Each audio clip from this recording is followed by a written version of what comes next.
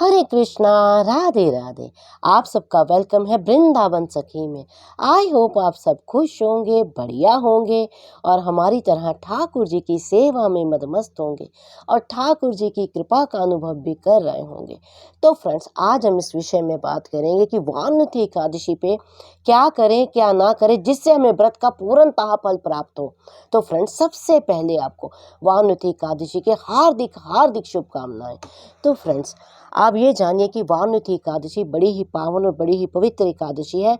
आप लोग जानते हैं साल में जो है 24 एकादशियाँ आती हैं, पर जब अधिक मास आता है तो 26 एकादशियाँ हो जाती हैं और सौभाग्यवश इस बार अधिक मास भी आ रहा है, तो उसके ऊपर मैं वीडियो आपको डिटेल में दूंगी।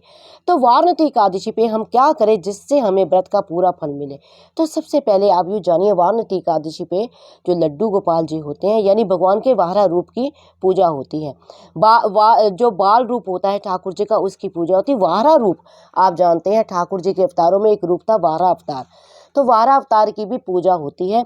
तो ये विशेष मानी जाती है वाराणसी एकादशी। और वाराणसी एकादशी पे सबसे पहले तो आपको ठाकुर जी को पीले ही रंग का श्रृंगार और पीले ही रंग के वस्त्र धारण कराने चाहिए।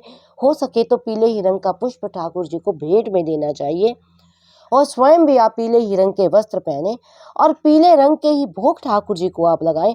मान लीजिए कोई भी आप चने की दाल है उसके लड्डू बना के ठाकुर जी को भोग लगा सकते हैं।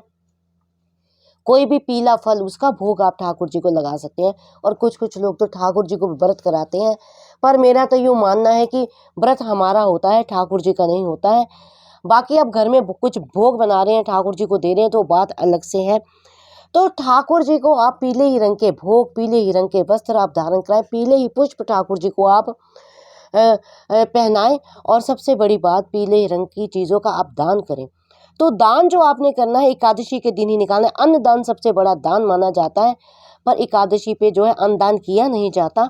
तो आप जो दान है वो आप निकाल सकते हैं, जैसे पीली दाल, चने की दाल, अरहर की दाल, पीली मूंग की दाल, जो भी मतलब पीली चीज़ें होती हैं, पीले फल, उसको आप हाथ लगा के छोड़ दीजिए। दान आपने द्वादशी को करना है।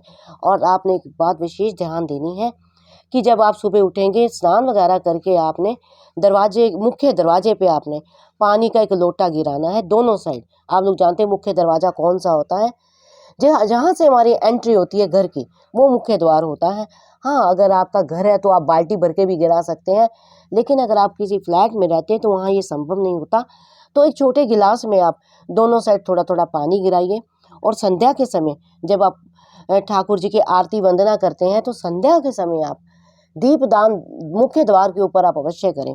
तो इस बार आप लोग जानते हैं जय वामन द्वादशी है, वारा द्वादशी है, जो इसको एकादशी है जो वार्तनी एकादशी है, ये रविवार की है। रविवार को तुलसी को तोड़ा नहीं जाता है, लेकिन तुलसी की पूजा एकादशी पे अवश्य की जाती है। तो आपने क्या करना है, आपने तुलसी पे दीप दान करना है, लेकिन तुलसी का पत्ता नहीं तोड़ना है। इस बात का विशेष ध्यान देना। तुलसी पे जल नहीं सींचना है।